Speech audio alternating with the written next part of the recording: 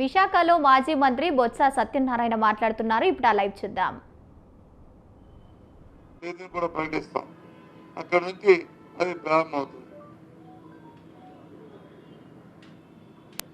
ముఖ్యంగా వికలాంగుల తాలూకా ఏదైతే మా తాలూకా జీవనాధారం మనకి బతుకు జీవడాన్ని పెన్షన్ పొందుతున్న ఆ కుటుంబాలు ఉన్నాయో వాళ్ళు ఉసురు పోసుకోకండి, వాళ్ళని ఇబ్బంది పెట్టకండి, వాళ్ళకి న్యాయం చేయండి. ఆ భగవంతుడు అంగవైకల్యం వాళ్ళు ఏ కారణం వల్ల వాళ్ళు వచ్చారో వాళ్ళని భగవంతుడు చిరుచూపు చూశాడో దయచేసి ప్రభుత్వం వాళ్ళకి ఆత్మస్థైర్యం కలిగించే విధంగా ప్రయత్నం చేయాలని ప్రభుత్వం డిమాండ్ చేస్తున్నాం. ఏదైతే విచ్చలవిడిగా ప్రభుత్వ మంత్రులు, శాసనసభ్యులు ఇష్టారాజ్యంగా దోపిడీకి, ఇష్టారాజ్యంగా అవినీతికి పాల్పడుతూ వస్తున్న పుంకాలుగా వస్తున్న ఏవైతే ఆరోపణలు ఉన్నాయో చంద్రబాబు నాయుడు గారు మీరు ఓంకరించడం కాదు, పత్రికల్లో స్టేట్మెంట్లు కాదు, కార్యాచరణ చూపించండి. వాటికి అడ్డుకట్టు చేసే విధంగా ప్రయత్నం చేయండి. పరిపాలన దానికోసం ఇచ్చారు మీ ప్రజల పరిపాలన. సరే ఈవీఎంలు మేనేజ్ చేసి గెలిచారో లేకపోతే ఇంకోలా గెలిచారో ఏం చేశారో మొత్తం మీద మీరు ఇవాళ ముఖ్యమంత్రిగా అందరూ అంగీకరించాం.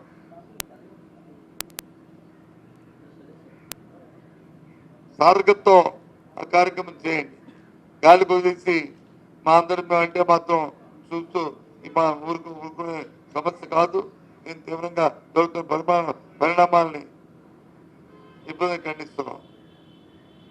ఓకే,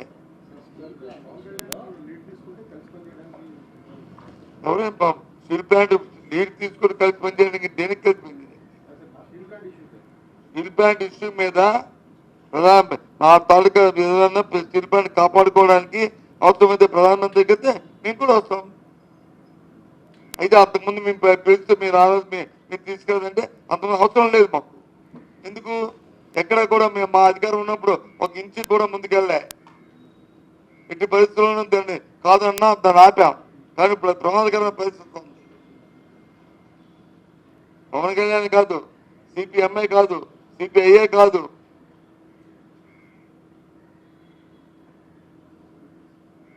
అందుకే ఒక అడుగు దిగైనా సరే ప్రాణాన్ని కాపాడుకోవడమే మా తాలూకా ధ్యేయం. అది నేను చెప్తున్నా. ఇది వ్యక్తులు కాదు, ఇక్కడ ఆలోచన విధానం.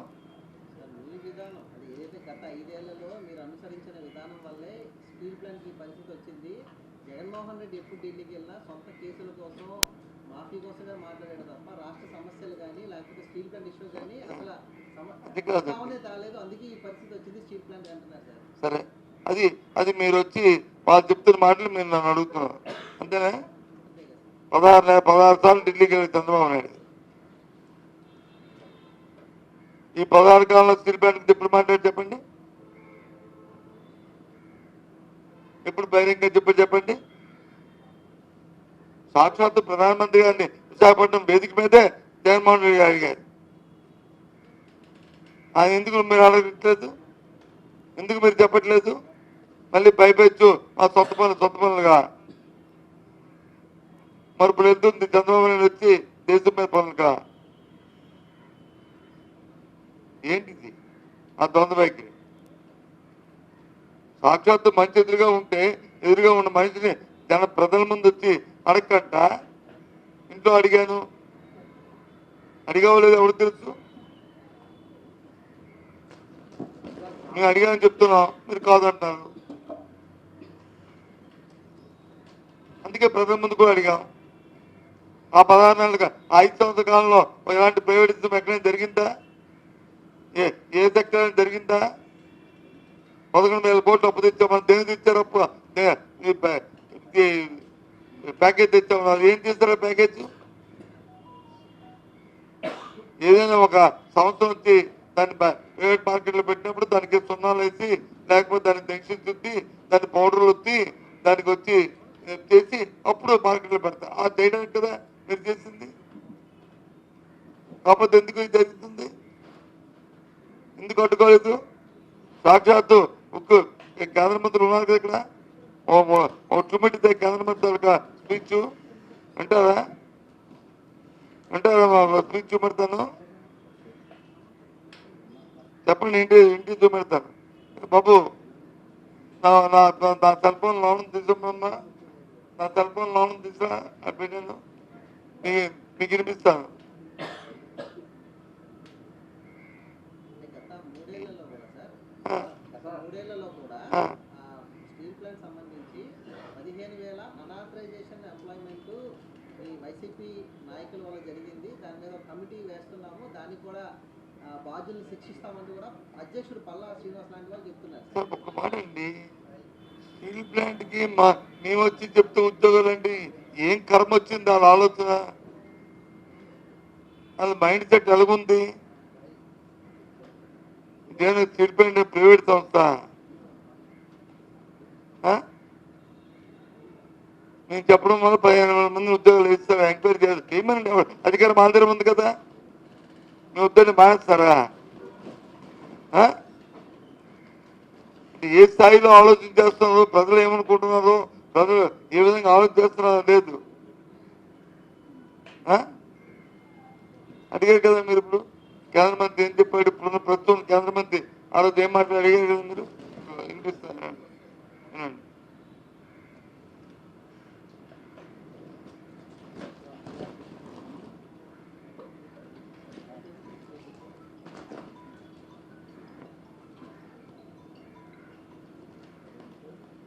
అంటే అపోజిషన్ ఉంటే ఒక మాట, ప్రతిపక్షం ఉంటే ఒక మాట, అధికారం ఉంటే ఇంకో మాట. అధికారం ఉంటే ఆ విషయాన్ని మనం మర్చిపోయి టోటల్గా దాన్ని అవుట్ ఆఫ్ ఆర్డర్ పెట్టించుకోవచ్చు.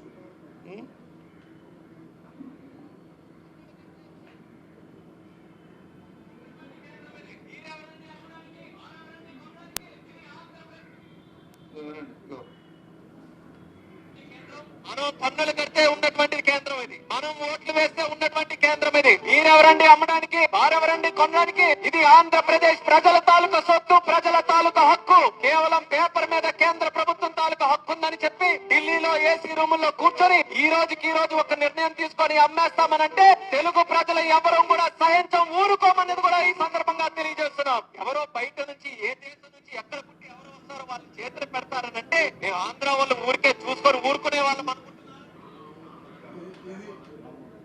కదా ఇప్పుడు ఢిల్లీలో ఏసీ రూమ్ లో కూర్చున్నా, ఎండలో కూర్చుంటున్నారా? మరి మాట్లాడిన వ్యక్తులు వచ్చి ఆంధ్ర రాష్ట్రం మారా లేకపోతే ఉత్తరప్రదేశ్ వల్ల?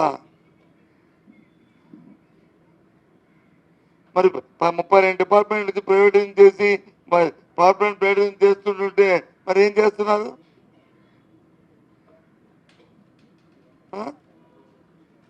కార్మికులు మాట్లాడుతూ వైఎస్ఆర్సీపీ హయాంలోని స్వేచ్ఛగా ఉద్యమం చేసుకున్న కూటమి అధికారంలోకి వచ్చి టెంట్లు కూడా బీకేశారు. అక్కడ మా మీద తప్పుడు కేసులు టెంట్లు ఇవన్నీ చిన్న చిన్న ఆ టెంట్ బిగినలోను వాళ్ళు మరి ఏ కారణం వల్ల అక్కడున్న ఉద్యమ నాయకులు ఊరుకున్నారు, కానీ దాంతో అయిపోదు.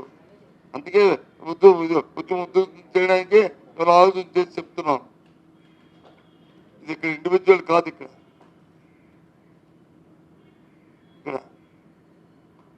వాళ్ళు. అందుకే ఇవాళ డిప్యూటీ చీఫ్ పవన్ కళ్యాణ్ ఇక్కడ పెడతాను కాబట్టి ఆయన తాలూకు వివరణ ఇవ్వాలని అడుగుతూ డిమాండ్ చేస్తున్నాం.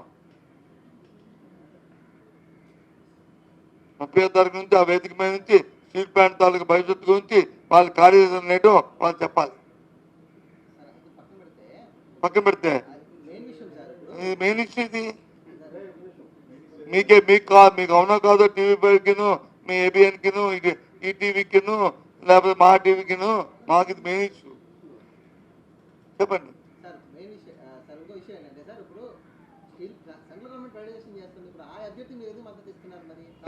ఉపరాష్ట్రపతి అభ్యర్థి ఆయన మీరు ఎందుకు మద్దతు ఇస్తున్నారు? స్టీల్ ప్లాంట్ ప్రైవేటైజేషన్ చేయమని చెప్తే మేము మద్దతు ఇస్తామని చెప్పొచ్చు కదా మీరు అడిగినప్పుడు. అది ఎందుకు చెప్పలేకపోతున్నారు? ఒకటి అంతేనా? వైఎస్ఆర్సీ పార్టీకి జగన్మోహన్ రెడ్డి గారి పార్టీ ఆవిర్భావం అయిన దగ్గర నుంచి జరిగిన ప్రతి ఎన్నికల్లో ఒక విధానాన్ని పార్టీ తీసుకుంది. ఏటా విధానం?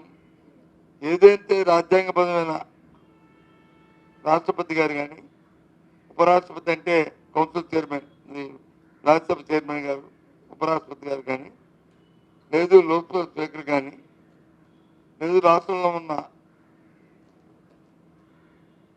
శాసనసభ స్పీకర్ కానీ, వీటి కోసం సంఖ్యాబలం ఉన్నప్పుడు పోటీలు పెట్టకూడదు.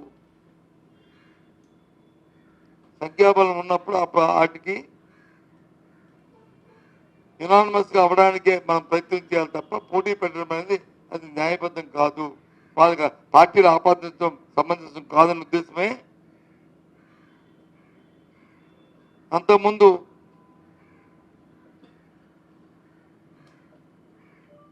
రామ్నాథ్ కోవింద్ గారు కానీ, ప్రణబ్ ముఖర్జీ గారు కానీ, లేదు వెంకయ్యనాయుడు గారు అయినప్పుడు కానీ, అలాగే ఇప్పుడు కానీ శాసనసభ సాక్షాత్తు కోడూరు ప్రసాద్ ఆయన స్పీకర్ అయినప్పుడు కానీ ఇప్పుడు అందుకే పోటీ పెట్టలే వైఎస్ఆర్సీ పార్టీ. ఆ నేపథ్యంలో ఇప్పుడు వెళ్తున్నాం. ఇష్యూ బ్రాడ్ మైండెడ్లో విధానం వేరు, ఇష్యూ మీద లేదు. ఒకవేళ రేపు వచ్చే అడ్డు పెడతాం, అవుతుంది తగ్గాబలం తర్వాత కాదు కదా. కానీ ఆ పదవికి వచ్చిన ఔన్నత్యం, ఆ పదవికి రావాల్సిన ఇది రాజకీయ సంబంధం లేకుండా రాజకీయ అతీతంగా ఉండాలనుకునే దానికి ఆ స్ఫూర్తికి ఆఘాతం కలగకూడదు. దీనివల్ల అయిపోతుందంటే ఓకే, మాకేమైంది చెప్పండి. నేను చంద్రబాబు ఏం చెప్పాడు?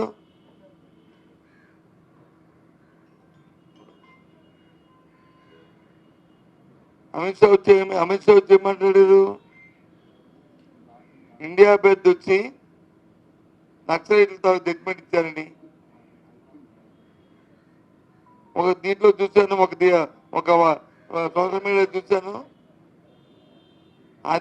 అదే వ్యక్తి, అదే జడ్జి గారు చంద్రబాబు నాయుడుకి వచ్చి సైకిల్ గుర్తిచ్చారని. వాస్తవం అదే, నేను స్టడీ జరిగింది సోషల్ మీడియా చూశాను. అలాంటి లెక్కలు తీసుకోకూడదే. ఎందుకంటే ఆయన ఆ స్థానంలో ఉండి అది ఆయన నమ్మి అయితే జడ్జిమెంటు చట్టపరంగా రాజ్యాంగబద్ధంగా ఇచ్చారు.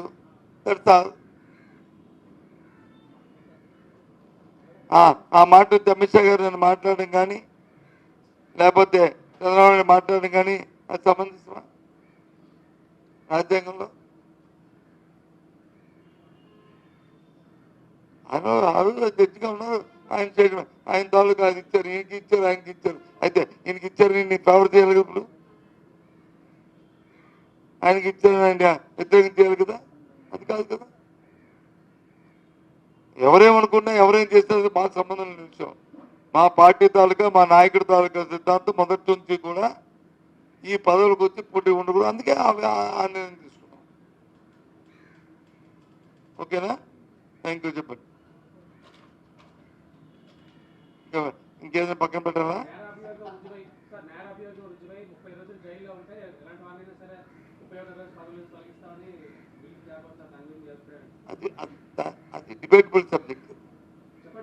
అది డిబేటబుల్ సబ్జెక్ట్.